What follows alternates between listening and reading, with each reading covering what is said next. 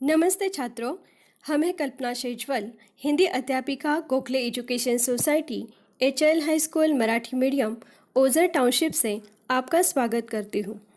मैं आपको Maharashtra state board Hindi लोक भारती कक्षा 10वीं पहली इकाई पूरक पठन पद्य 4 मन रचनाकार विकास परिहार। रचनाकार विकास परिहार जी का जन्म 4 अगस्त 1983 गुना मध्य प्रदेश में हुआ है। आपका परिचय। विकास परिहार ने 2000 से 2006 तक भारतीय वायुसेना को अपनी सेवाएं दी। फिर पत्रकारिता के क्षेत्र में उतरने के बाद रेडियो से जुड़े। साहित्य में विशेष रुचि होने के कारण आप नाट्य गतिविधियों से भी जुड़े हुए हैं। पद्य संबंधी हाइकू, यह जापान की लोकप्रिय काव्य विधा है। हाइकू विश्व की सबसे छोटी कविता कही जाती है। 5वें दशक हिंदी साहित्य ने हाइकू को खुले मन से स्वीकार किया है। हाइकू कविता 5, 7, 5, 17 वर्ण के ढांचे में लिखी जाती है। प्रस्तुत हाइकू में कवि ने अपने अनुभवों और छोटी छोटी विभिन्न घटनाओं को अर्थवाही सीमित शब्दों में प्रस्तुत किया है। प्रस्तुत कविता मन जापान की लोकप्रिय विधा हाइकू पर आधारित है। यह विधा हिंदी साहित्य में स्वीकृति पा चुकी है। इस विधा को विश्व की सबसे छोटी कविता का स्थान प्राप्त है। इस कविता में कवि ने 3-3 छोटी पंक्तियों में अलग अलग घटनाओं को सुंदर ढंग से पिरोया है। प्रस्तुत कविता की यह अपनी विशेषता है। अब हम कविता पढ़ते हैं। घना अंधेरा, चमकता प्रकाश और अधिक, करते जाओ पाने की मत सोचो जीवन सारा। जीवन नैया मझधार में डोले संभाले कौन, रंग बिरंगे रंग संग लेकर आया फागुन। कांटों के बीच खिलखिलाता फूल देता प्रेरणा, भीतरी कुंठा आंखों के द्वार से आई बाहर। खारे जल से धुल गए विषाद मन पावन, मृत्यु को जीना जीवन विष पीना है झिझिमिशा। मन की पीड़ा छाई बन बादल बरसी आंखें, चलती 7 पटरियां रेल की फिर भी मौन। सितारे छिपे बादलों की ओट में सूना आकाश, तुमने दिए जिन गीतों को स्वर हुआ अमर। सागर में भी रहकर मछली प्यासी ही रही। अब हम पद्य का भावार्थ समझते हैं। पहला पद देखिए। घना अंधेरा, चमकता प्रकाश और अधिक। जब अंधेरा घना होता है उसमें जुगनू चमककर अंधकार को मात देता है। उसी तरह मनुष्य भी अपनी निडरता और हौसलों से जीवन के अनगिनत अंधकार विपत्तियों को दूर कर सकता है। आगे का देखते हैं। करते जाओ पाने की मत सोचो जीवन सारा। हमें पूरा जीवन काम करते रहना चाहिए। यह नहीं सोचना चाहिए कि हमें क्या प्राप्त होगा। जैसे कर्मण्येवाधिकारस्ते मा फलेषु कदाचन। जीवन का सही सार कर्मरत रहना है। फल कभी ना कभी मिलेगा। फल का सोचोगे तो जीवन का आनंद गवा बैठोगे। काम करते रहो। आगे का देखते हैं। जीवन नैया मझधार में डोले संभाले कौन। मझधार मतलब नदी के प्रवाह का मध्य भाग।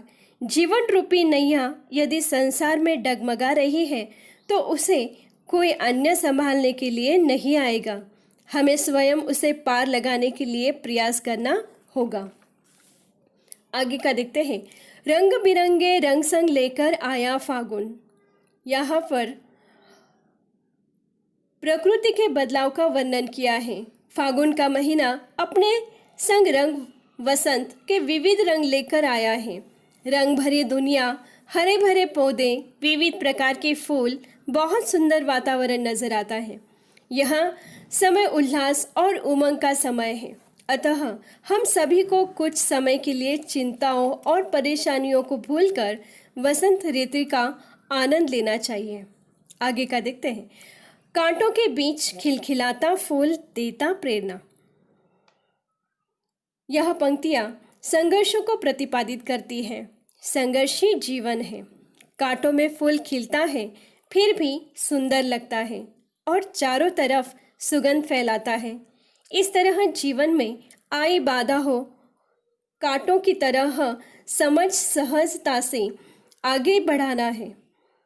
हमें अपने जीवन को सुगंधित करना है और परेशानियों से घबराए बिना अपना काम करते जाना है, जो आगे जाकर किसी के लिए प्रेरणा बन जाएगा। आगे की पंक्तियां देखते हैं। भीतरी कुंठा आंखों के द्वार से आई बाहर। कुंठा मतलब घोर निराशा, दुख।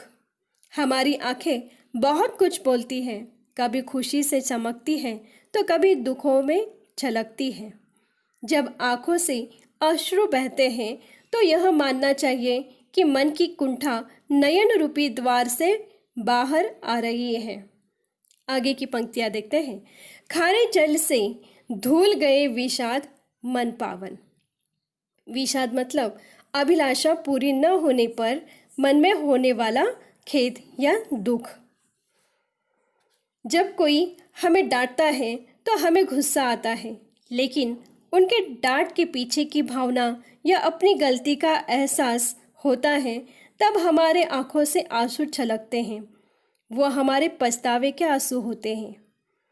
जब आंखों से अश्रु बहते हैं तो यह समझना चाहिए कि आंसुओं के खारे जल के साथ मन का संपूर्ण विषाद धुल गया है और मन के पहले के समान पावन हो गया है।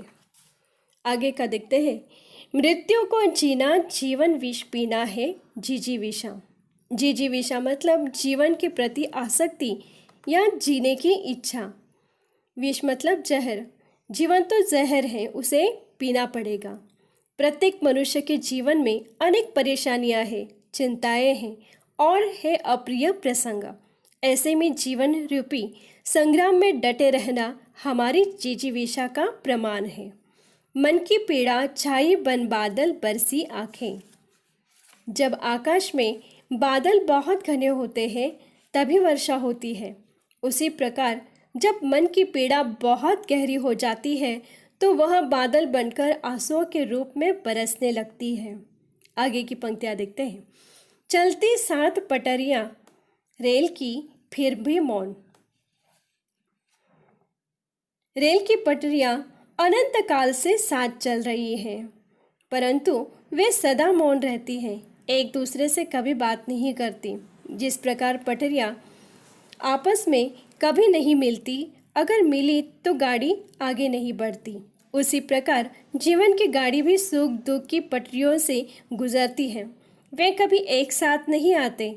यदि मंजिल पाना है तो सुख दुख को अपना कर आगे बढ़ना है। आगे का देखते हैं। सितारे छिपे बादलों की ओट में सोना आकाश। ओट मतलब आड़। सितारे आकाश का श्रृंगार हैं। वे आकाश की शोभा बढ़ाते हैं। जैसे ही सितारे बादलों की ओट में छिप जाते हैं तब आकाश सूना हो जाता है। ठीक इसी प्रकार कुछ लोग हमारे जीवन में अत्यंत महत्वपूर्ण होते हैं। उनके चले जाने पर या विमुख हो जाने पर मानो हमारा जीवन निरर्थक हो जाता है। आगे का देखते हैं। तुमने दिए जिन गीतों को स्वर हुए अमर। अपने जीवन में अपनों का, प्रियजनों का होना आवश्यक होता है। अकेला मनुष्य जीवन का सफ़र पूर्ण नहीं कर सकता। उन्हीं की सहायता से हम अपने जीवन के गीतों को सुमधुर करते हैं। उनके ऋण कभी नहीं भूलने चाहिए। हमें सदैव इनका आभार मानना चाहिए, क्योंकि इनकी छत्र छाया में अपने जीवन को सही दिशा में ले जाने का श्रेय, अमरता इनसे ही प्राप्त होता है। इसीलिए अच्छे लोगों को जीवन के गीतों का स्वर्ग कहा गया है। आगे का देखते हैं। सागर में भी रहकर मछली प्यासी ही रही। सागर में अथाह जल राशि होती है, परंतु खारा होने के कारण अथाह होने पर भी वह जल राशि पीने योग्य नहीं होती। उसी प्रकार कोई व्यक्ति कितना भी बड़ा या धनवान क्यों न हो, यदि वह किसी ज़रूरतमंद के काम नहीं आ सकता तो उसका बड़प्पन व्यर्थ है। अब हम स्वाध्याय देखते हैं। प्रश्न पहला, आकृति पूर्ण कीजिए। हाइको द्वारा मिलने वाला संदेश। पंक्तियाँ हैं, करते जाओ पाने की मत सोचो जीवन सारा। क्या हो सकता है? हमें पूरा जीवन काम करते रहना चाहिए, यह नहीं सोचते रहना चाहिए कि हमें क्या प्राप्त होगा। और दूसरे पद है, भीतरी कुंठा नयनों के द्वार से आई बाहर। इसका अर्थ है, जब नेत्रों से अश्रु बहते हैं तो यह मानना चाहिए कि मन की कुंठा नयन रूपी द्वार से बाहर आ रही है। इस तरह से ये हमें संदेश देते हैं। दूसरा प्रश्न है, हल्कों में प्रयुक्त महीना और उसकी ऋतु क्या हो सकता है? एक तो है फागुन और दूसरा बसंत। प्रश्न आगे का दूसरा, उचित जोड़ियां मिलाइए। पहला है मछली, गीतों के स्वर, रेल की पटरियां, और चौथा है आकाश। मछली क्या है? प्यासी, गीतों के स्वर अमर, रेल की पटरियां मौन, आकाश सुना। तीसरा प्रश्न है, उत्तर लिखिए। मझधार में डोले जीवन नैया, छिपे हुए सितारे, धूल गए विषाद, अमर हुए गीतों के स्वर। प्रश्न चौथा है, निम्नलिखित काव्य पंक्तियों का केंद्रीय भाव स्पष्ट कीजिए। केंद्रीय भाव मतलब भावार्थ स्पष्ट कीजिए।